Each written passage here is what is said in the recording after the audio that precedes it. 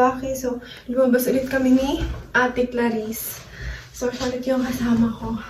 And finally, my friend na ako dito sa Frankfurt! Pero Pilipina. Kasi, ang hirap makipagkaibigan sa mga German dito. Ang sakit ng ulo ko. It's 11:40 na. Hindi lang ulit ako nakauwi ng ganitong oras. Kasi sa Pilipinas, hindi talaga ako masyadong lumalabas. Sinulit talaga namin yung araw ngayon ni Ate Clarice. Kasi next week, baka hindi kami lalabas. Kasi ang gastos namin. Promise sa pagkain. Tapos, sabi namin, window shopping lang. Pero, hindi na naman bumili. Ako. Tapos, punta kami sa Philippine store. I'm so happy kasi merong Philippine store. Medyo malayo nga lang siya. So, ipapakita ko yung mga binili ko kanina. And yung nagtitinda doon is Filipina din. So, nakapangasawa siya ng German. Alam nyo na. Charot! So, first is Piatos. This is my favorite flavor. Yung sour cream and onion. And cracklings. Malaki siya. Then, clover. And syempre, hindi mawawala ang sardinas. Namiss ko to. So, pag magra-rice ako, ito yung kakainin ko.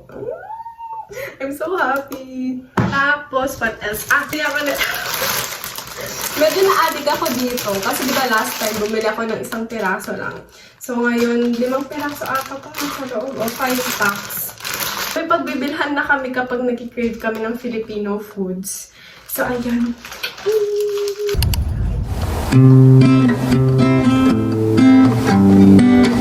Guys, happy Easter Sunday. So, katatapos lang ng service. And ngayon, naglalakad na ako pa uwi. Alam niyo ba, nakakatawa sa bus kanina. Kasi yung mga katabi ko na mag-jowa, naggaganon. At kagabi, nung lumabas kami ni Ate Clarice, like, kahit saan may naggaganon. Hindi pa ako sanay. Hey guys, so I just got home from church and guess what? May nagbigay sa akin ng love letter. Kinonsider ko siyang love letter kasi ito yung first letter na na-receive ko ever since pumunta ako dito sa Germany. So ito siya. Galing siya kay Sister Clinch. Galing sa missionary. So nabasa ko na yung una neto. Like yung dito sa top. Pero yan, puno siya. Tapos, ito, binasa ko kanina sa bus. Pero naiiyak ako kasi ang ganda ng message niya. Like, para sa akin talaga. So, hindi ko tinuloy. Tuluyan akong maiyak sa bus. Hello, ayaw kong umiyak sa bus. So, babasahin ko yung pinakauna sa inyo. Kinikilig ako. Ano ba yan? Kung kilala niyo ako, alam niyo na gustong-gusto kong maka-receive ng letters, ng friendship letters, love letters, and all. And ako din, gustong-gusto ko nagbibigay ng letters sa mga friends ko. Alam nyo yan, may mga pinagbigyan ako bago ako umalis. Ito yung pinakauna, sabi niya, Abish is one of my favorite scripture characters. She's faithful, kind, courageous, and ready to spread the light of the joy of the gospel of Jesus Christ with everyone. I know I just met you, but I can tell you, you have a light and kindness coming from you that I am sure she had as well. Oh! Nagkinikilig ako. Kinikilig talaga ako sobra. Basta hindi ko na babasahin lahat. Siyempre, magta-22 na ako, guys. And feeling ko ito yung pinakaunang gift na na-receive ko this week. Para sa aking birthday week. I'm so happy! So, ayun. Baby girl, you are so pretty, pretty, pretty, pretty. Baby girl, you are so pretty, pretty, pretty, pretty. Females need you just to trick me, trick me, trick me, trick me. Cause Hey baby girl, guys, happy Wednesday. Happy birthday to me! So, katatapos lang ng school ko. First day of class ko pa ngayon sa German school. And magwa 1 PM na. So, naglalakad na ako pa uwi. And bumili ako ng rose. Walang white. White pa naman yung favorite ko. Pero kasi walang available. So, ito na lang yung binili ko. So, I just got home from school. And, tada! Tinanggal ko na yung plastic niya.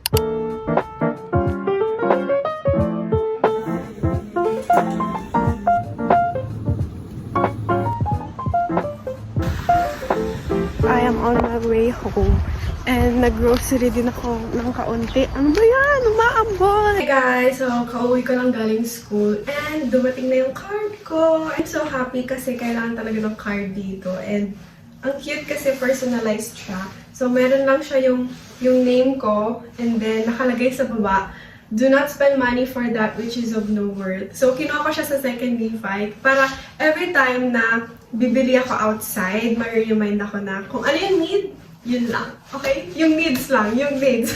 Huwag masyadong magastos. So, ayun. Ang cute tapos purple pa siya. Hey guys. Good evening. So, this is my situation right now. I'm learning German even at night. Sakit sa ulo.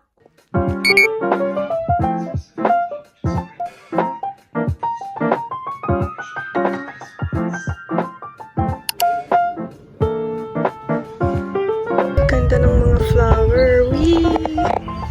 Wee!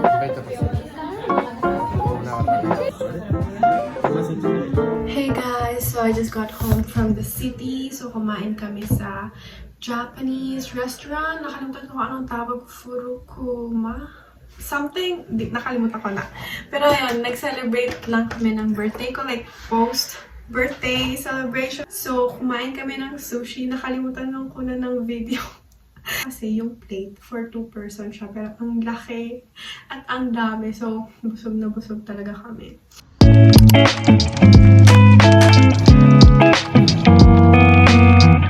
Happy Saturday, everyone. What a wonderful weather we have today.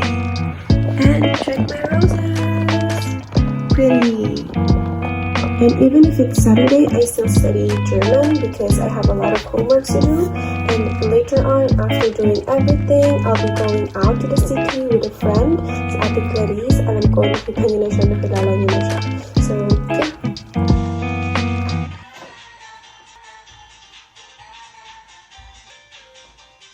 So ngayon, on the way ako sa city kasi magkikita kami ni Ate Clarice mamaya.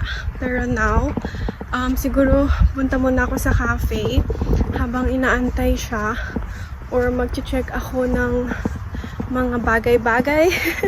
Pero hindi ako mag-shopping, okay? So, ayan. Here's my outfit!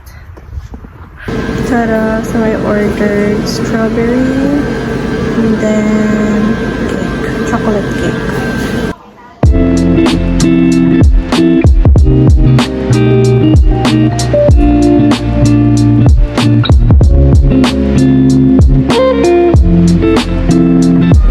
Hey guys, so nandito ako sa Hapwaken. Daming tao, grabe, nagwawala sila kasi nga may araw. Oh, may pogi dun o, charis.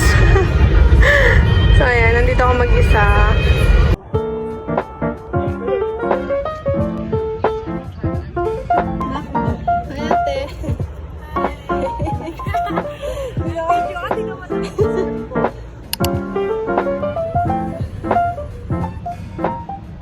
So I just got home from the city. So nagkita lang kami na Ate Clarice ng saglit. Tapos kumain lang kami ng McDo. Then nagkwentuhan din. Umuwi na kami. So it's 12 a.m. na. And ito yung first time ko na umuwi ng 12 a.m. Ang dami pa ding tao sa city kahit ganitong oras na kasi nga magsa-summer na. So kaninang 8 p.m. maliwanag pa. So kaninang nagkikwentuhan kami ni Ate Clarice, akala namin 10 p.m. pa lang. Napagastos na naman ako. Bumili na naman ako. Pero hindi ako mag-shopping.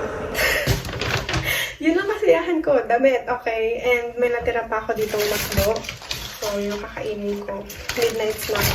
And then after, siguro matutulog na ako. So,